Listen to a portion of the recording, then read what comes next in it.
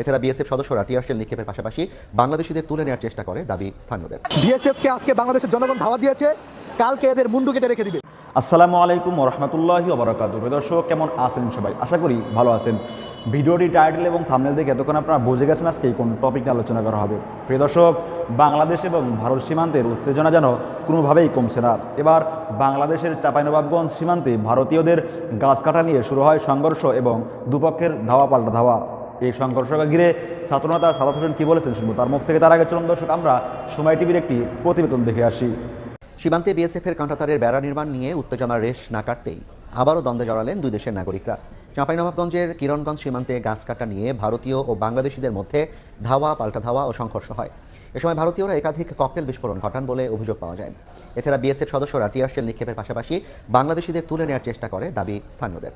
এতে 2 জন বাংলাদেশি আহত হয়েছেন। দুই পাশে সতর্ক অবস্থানে রয়েছে বিজিবি, বিএসএফ।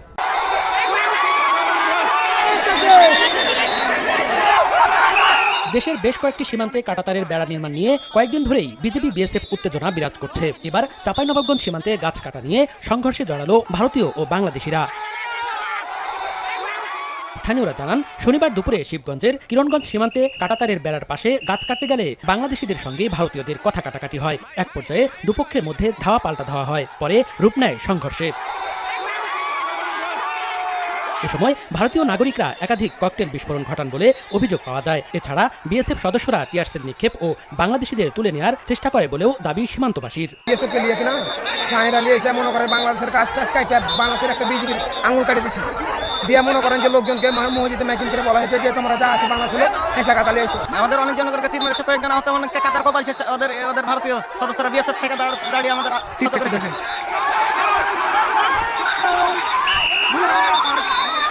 দুই দেশের সীমান্তে মোতায়েন করা হয় বিজিবি বিএসএফ এর অতিরিক্ত সদস্য। দেশের সীমান্ত রক্ষায় প্রতিরোধ গড়ে তোলে বিজিবি জওয়ান ও বাংলাদেশিরা। এ সময় হাতবোমা ও সাউন্ড গ্রেনেড নিক্ষেপ করে বিএসএফ।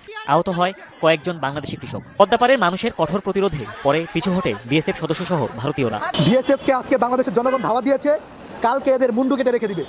কালকে যদি বাংলাদেশ সীমান্তে ভুলবশত পাওয়া যায় তাহলে মুন্ডু কেটে রেখে দিবে। এখন পর্যন্ত তো শুধু অল্প কিছু জনগণ সেখানে গেছে। যদি আমাদের মতো লোকদের যাওয়া লাগে তাহলে শুধু বিএসএফ না, আর্মির ওই আপনার মোদি ওয়াইসা যদি হাতে পা ধরে তারপরেও কিন্তু বাংলাদেশ ইন্ডিয়াকে বাংলাদেশের হাত থেকে রক্ষা করতে পারবে না। আমরা একটা স্পষ্ট বার্তা দিতে চাই জাস্ট মোদিকে, কোনোভাবেই যদি বাংলাদেশের সাথে লাগতে আসেন তাহলে কিন্তু ইন্ডিয়া নাম আর থাকবে না। এ নাম মুছে বরং বাংলাদেশ হয়ে যাবে। প্রথম ত্রিপুরা নিব, তারপর আসাম নিব, তারপর আপনাদের অঙ্গরাজ্যগুলো নিব। আস্তে আস্তে বিস্তার করতে করতে আপনি দিল্লিটাকে কিন্তু একদম গিলে ফেলবো। বাংলাদেশের 25 কিলোমিটারের ভিতরে তারা বেড়া দেওয়ার চেষ্টা করছে, যেটা 45 কিলোমিটারের ভিতরে তারা দিতে পারবে না। এই রাইটস তাদের নাই। সেই জায়গাটা থেকে ভারত যদি কোনোভাবেই বাংলাদেশের সীমান্তে কোনোভাবেই বিশৃঙ্খলা করার চেষ্টা করে বা যদি মনে করে যে আওয়ামী লীগের আমলে তো বিজিবির রাইফেল থাকতো কিন্তু সেখানে গুলি থাকতো না, যদি এই চিন্তা ভাবনা করে তাহলে আমি বলবো যে খালি একটু পাউটা দিয়ে দেখেন। আমাদের দেশের বিজিবিদের লাগবে না, আমাদের দেশের মানুষই টেনা দিয়ে পিড়ে আপনাদেরকে মেরে ফেলবে। ওই সক্ষমতা আমাদের দেশের নাগরিকের আছে। আমাদের দেশের নাগরিকরা সংখ্যায় কম হতে পারে, বাঙালি কোনোদিনও পিঠে গুলি খায় না, বাঙালি সবসময় বুকে গুলি খায়। ভারতের মতো বাঙালি পিঠে গুলি খায় না, ভারতের আর্মিরা পিঠে গুলি খেয়ে মারা যায়। বাংলাদেশি কোনো আর্মির বা কোনো সাধারণ জনগণের পিঠে গুলি খেয়ে মারা যাওয়ার কোনো ইতিহাস নাই। বাঙালি সারা জীবন বুক পেতে দিয়েছে। সেই সময় 90,000 আর্মি, পাকিস্তানের সময় 95,000 আর্মি আমাদের বাঙালিদের সাথে পারে নাই 71 সালে।